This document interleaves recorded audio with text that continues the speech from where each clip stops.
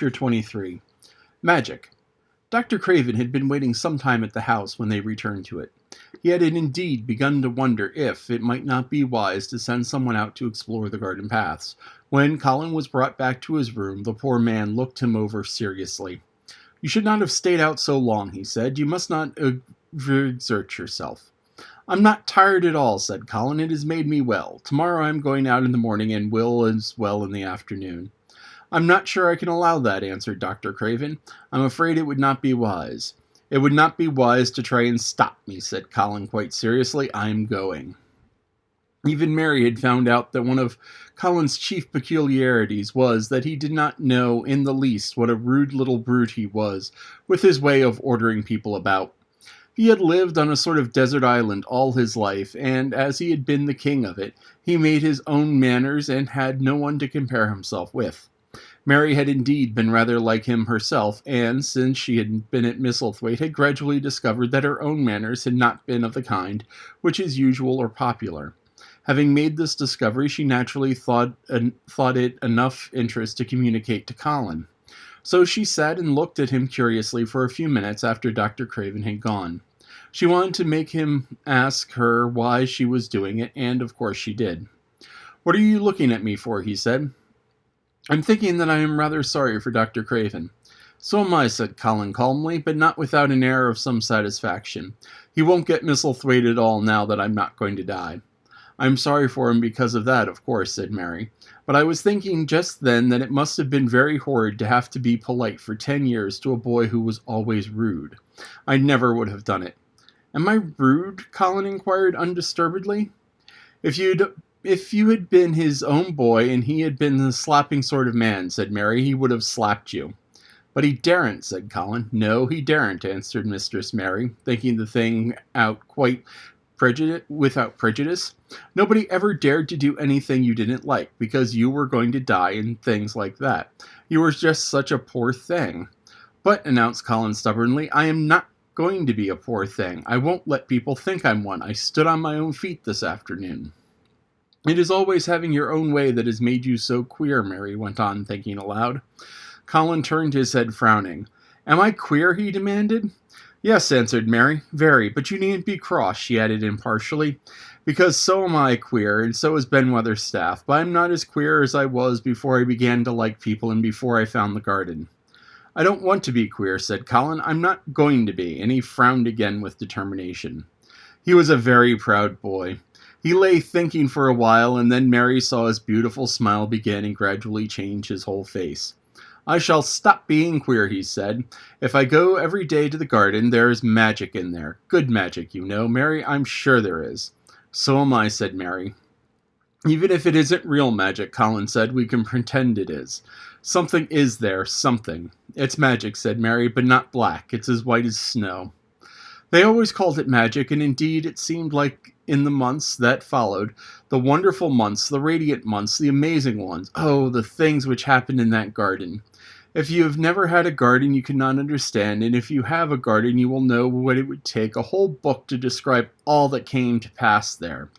At first it seemed that the green things would never cease pushing their way through the earth, in the grass, in the beds, even in the crevices of the wall. Then the green things began to show buds, and the buds began to unfurl and show color. Every shade of blue, every shade of purple, every tint and hue of crimson. In its happy days, flowers have been tucked away into every inch and hole and corner. Ben Weatherstaff had seen it done, and had himself scraped out mortar from between the bricks of the wall, and made pockets of earth for lovely clinging things to grow on. Iris and white lilies grow out of the grass in sheaves, and green alcoves filled themselves with amazing armies of blue and white flower lances, of tall delphiniums or columbines or campanellas. She was main fond of them, she was, Ben Weatherstaff said. She liked them things as Alice pointing up to the blue sky, she used to tell. Not as she was one of them as looked down on the earth, not her. She just loved it, but she said as the blue sky Alice looked so joyful. The seeds Dickon and Mary had planted grew as if fairies had tended them.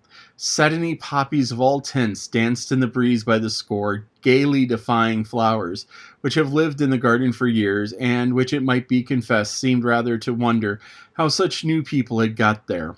And the roses, rising out of the grass, tangled around the sundial, wreathing the tree trunks and hanging from their branches, climbing up the walls and spreading over them with long garlands falling in cascades. They came alive day by day, hour by hour, fair fresh leaves and buds, tiny at first but swelling and working magic until they burst and uncurled into cups of scent, delicately spilling themselves over their brims and filling the golden air. Colin saw it all, watching each change as it took place. Every morning he was brought out, and every hour of each day when it didn't rain he spent in the garden. Even gray days pleased him. He would lie on the grass, watching things growing, he said. If you watched long enough, he declared, you could see buds unsheath themselves.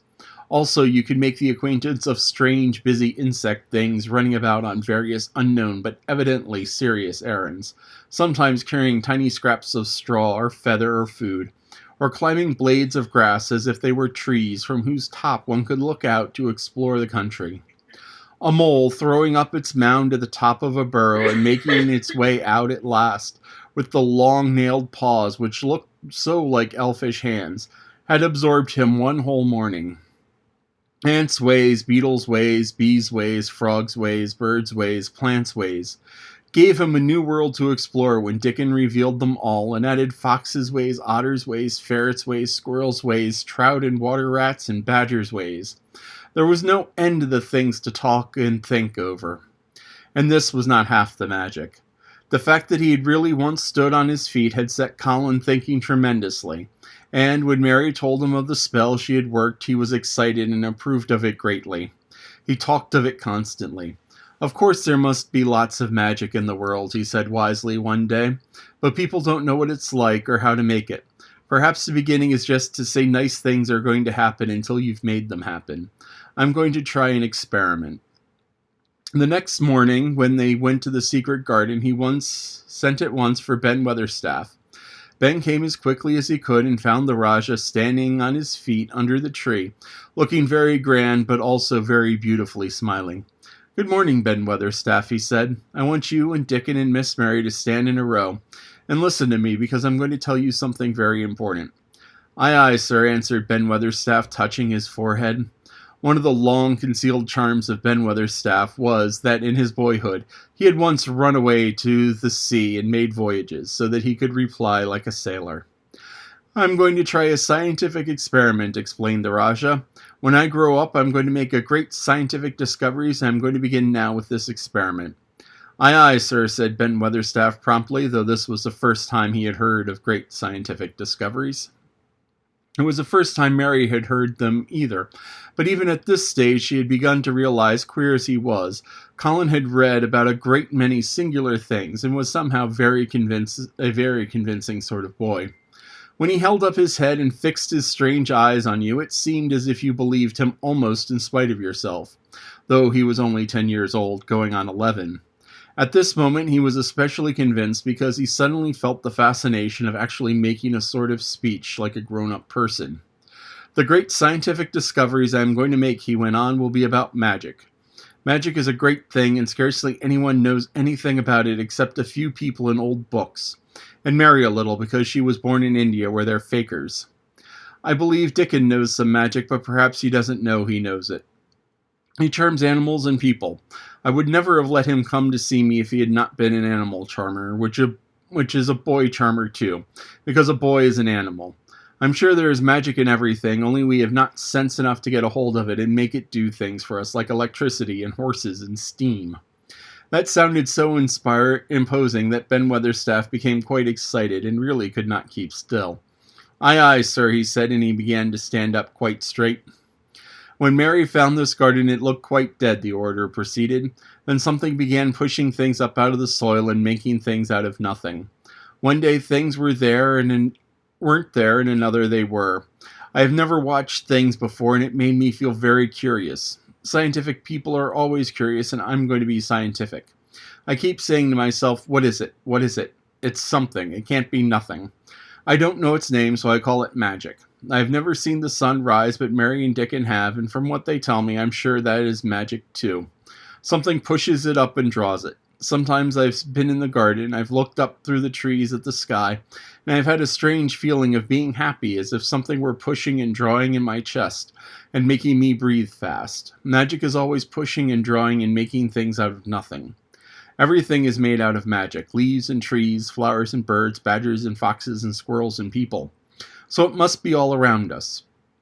In this garden of all places, the magic in this garden has made me stand up, and I know I'm going to live to be a man. I'm going to make a scientific experiment of trying to get some and put it in myself and make it push and draw me and make me strong.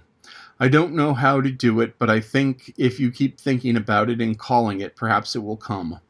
Perhaps that is the first baby way to get it. When I was going to try and stand that first time, Mary kept saying to herself as fast as she could, "You can do it, you can do it," and I did. I did try myself at the same time, of course, but her magic helped me, and so did Dickens. Every morning and evening, as often in the daytime as I can remember, I'm going to say, "Magic is in me, magic is making me well. I'm going to be as strong as Dickon, as strong as Dickon. And you must all do it too. That is my experiment. Will you help, Ben Weatherstaff?" "Aye, aye, sir," said Ben Weatherstaff. "Aye, aye. If you keep doing it every day as regularly as soldiers go through the drill, we shall see what will happen if we find out if the experiment succeeds. You'll learn things by saying them over and over and thinking about them until they stay in your mind forever, and I think it will be the same with magic. If you keep calling it to come to you and help you, it will get to be part of you and will stay and do things. I once heard an officer in India tell my mother that there were fakers who said words over and over thousands of times," said Mary. "I've heard Jim Fettleworth's wife say the same thing over thousands of times, calling Jem a drunken brute," said Ben Weatherstaff dryly. Some of Alice come at that, sure enough. He gave her a little hiding and went off to the Blue Lion and got as drunk as a lord. Colin drew his brows together and thought a few minutes. Then he cheered up. "Well," he said, "you see, something did come of it. She used the wrong magic until she made him beat her. If she had used the right magic and had said something nice, perhaps he wouldn't have gotten as drunk as a lord, and perhaps he might have bought her a new bonnet." Ben Weatherstaff chuckled, and there was a shrewd admiration in his little old eyes. "Thou'rt a clever lad as well as a straight-legged one, Mr. Colin," he said. "Next time I see Bess Fettleworth, I'll give her a hint of what magic will do for her. She'll be rare and pleased if the scientific experiment worked, and so would I, Jem." Dickon had stood listening to the lecture, his round eyes shining with a curious delight. Nut and Shell were on his shoulders, and he held a long-eared white rabbit in his arm, and stroked it softly while it laid its ears along its back and enjoyed itself. "Do you think the experiment will work?" Colin asked him, wondering what he was thinking. He so often wondered what Dickon was thinking when he saw him looking at him or one of his creatures with his wide, happy smile. He smiled now, and his smile was wider than usual. "Aye," he answered, "that I do. It'll work the same as the seeds do when the sun shines on them. It'll work for sure. Shall us begin it now?" Colin was delighted, and so was Mary. Fired by recollections of the fakers and the devotees and illustrations, Colin suggested that they should all sit cross-legged under the tree which made a canopy. "It will be like sitting in a sort of temple," said Colin. "I'm rather tired, and I want to sit down."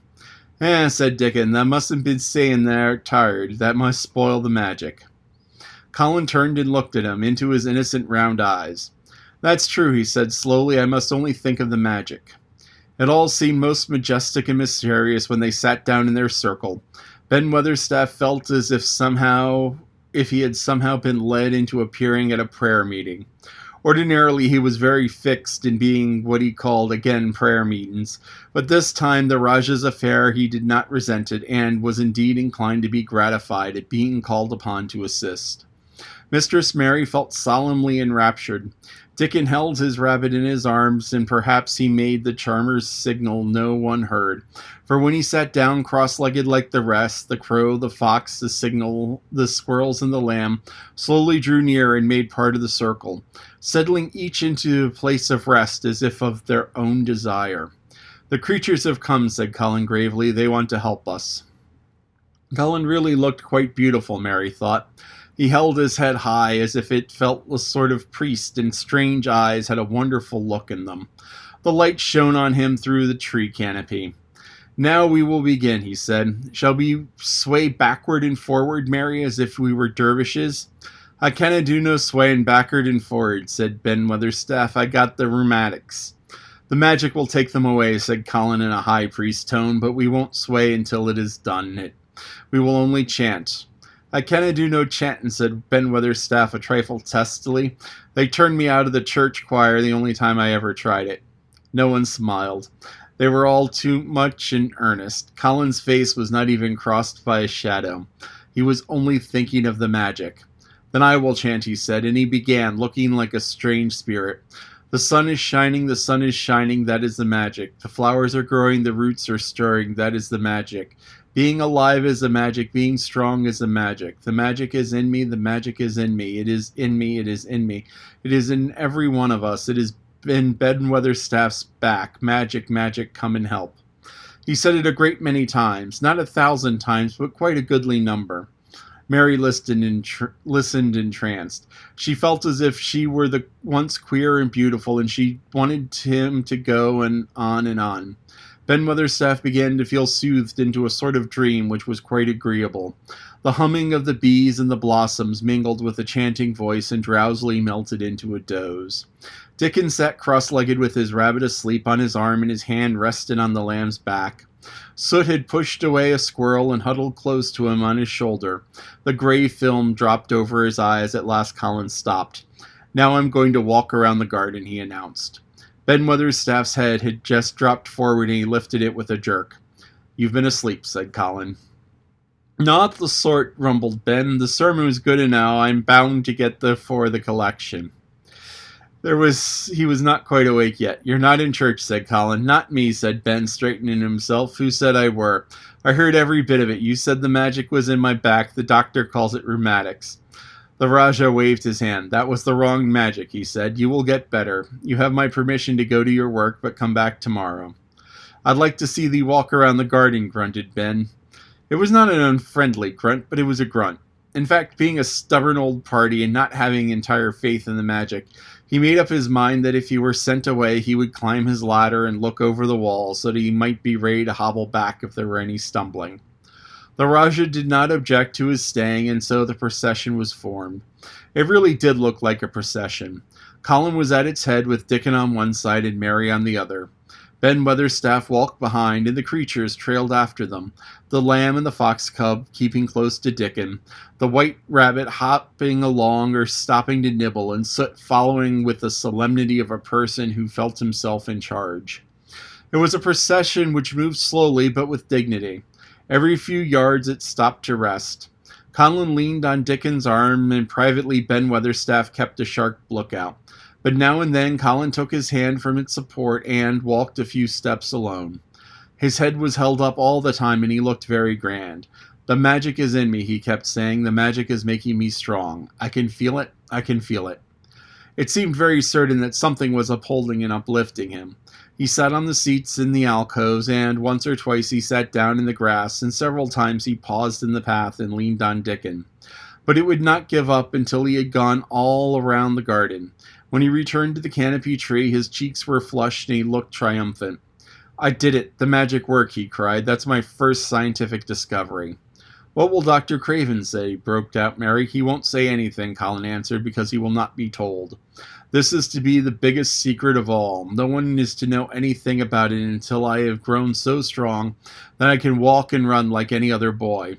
I shall come here every day in my chair and I shall be taken back in it. I won't have people whispering and asking questions, and I won't let my father hear about it until the experiment has quite succeeded. Then, sometime when he comes back to Misselthwaite, I shall walk into his study and say, 'Here I am. I am like any other boy. I am quite well, and I shall live to be a man. It has been done by a scientific experiment.'" "He will think he is in a dream," cried Mary. "He won't believe his eyes." Colin flushed triumphantly. He made himself believe that he was going to get well, which was really more than half the battle, if he had been aware of it.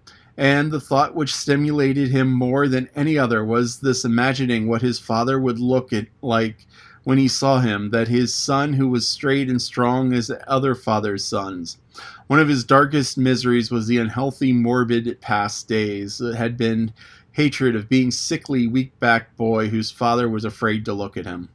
He'll be obliged to believe them, he said.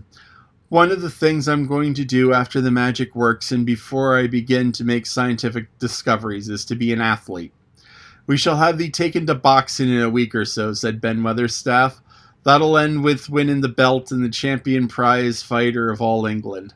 Colin fixed his eyes on him sternly. Weatherstaff, he said, that is disrespectful. You must not take liberties because you are in on the secret. However much the magic works, I shall not be a prize fighter. I shall be a scientific discoverer. Axe pardon, sir, answered Ben, touching his forehead in salute. I ought to have seen it when it was in a joking matter. But his eyes twinkled, and secretly he was immensely pleased. He really did not mind being snubbed, since the snubbing meant that the lad was gaining strength and spirit.